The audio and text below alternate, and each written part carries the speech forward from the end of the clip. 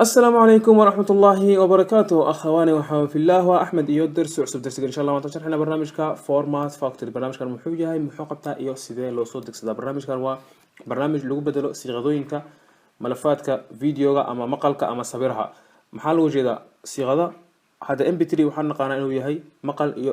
maqal kaliya mp4 wuxuu yahay waa maqal iyo maqal marka hadaan doonayno mp4 inaan u bedelno mp3 kaasi waa siiqo marka barnaamijka sideen u soo degsanaa hadaan doonayno marka insha Allah sharaxa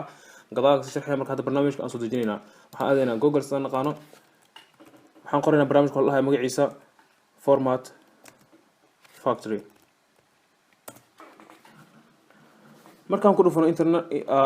intaan oo link aan soo baxaa marka aniga kan ugu horeeyaan ku dhufano laakiin insha Allah waxaan isku dayaa aniga in aan ku dhigo linkiga online ugu soo degsanaysid adigoo in badan iyo dib sameynin video hoostiisa inaan ku dhigo sida aad intaan dhan u qorin wax badanna u sameynin markaan download dhahno oon hore ugu sii gudubno hadana waxaan dhahaa 3 second gudaheeda barnaamijkeena uu noo soo degaa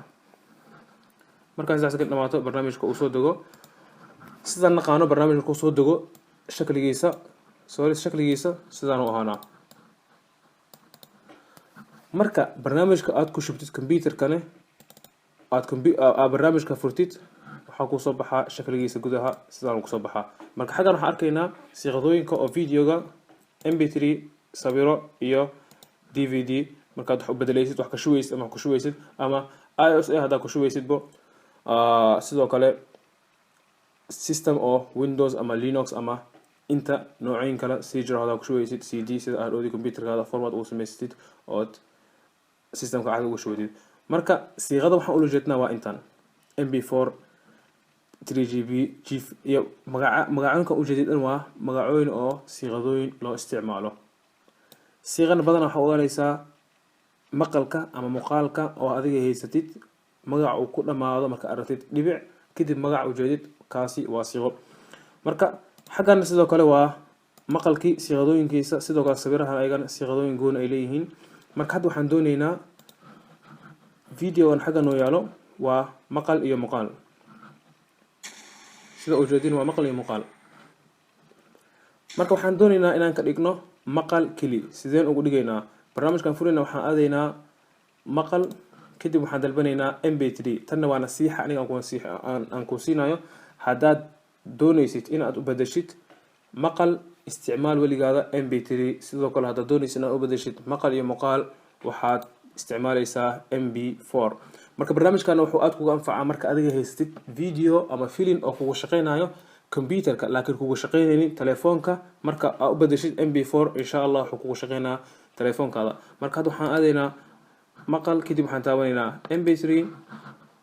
aadan dhahaynaa kadib videoga aan jarnaynaa xaguu yaala videoga desktop uu yaala kadib waxaan dhahaynaa open markaan open dhahno okay dhahno waxaan dhahaynaa start markaan dhahno oo videogeena noo dhamaado oo isku bedelo maqal kali waxaan aadaynaa folderkan xagga nooga soo baxo kadib waxaan arkaynaa insha Allah in uu naqday maqal kali hadaan furno waxaan arkaynaa waa maqal kali sida u jeedin hada wuxuu ahaa maqal iyo muuqaal hadan wuxuu yahay maqal kali marka barnaamijkan intaan kali loo isticmaal aad u sii badan uu leeyahay adiga insha Allah qodwa wuxuu doono oo ku sameysan kara hadhoodi marka adiga barnaamijka soo dejisid si fiirisid marka insha Allah laakiin kormar ahaan barnaamijkan in la fahmay oo naga faa'iideystay aan jecelahay barnaamijka format factory wuxuu yahay iyo wuxuu qabto وولكن أحمد وإنه 10 دنبه والسلام عليكم ورحمة الله وبركاته.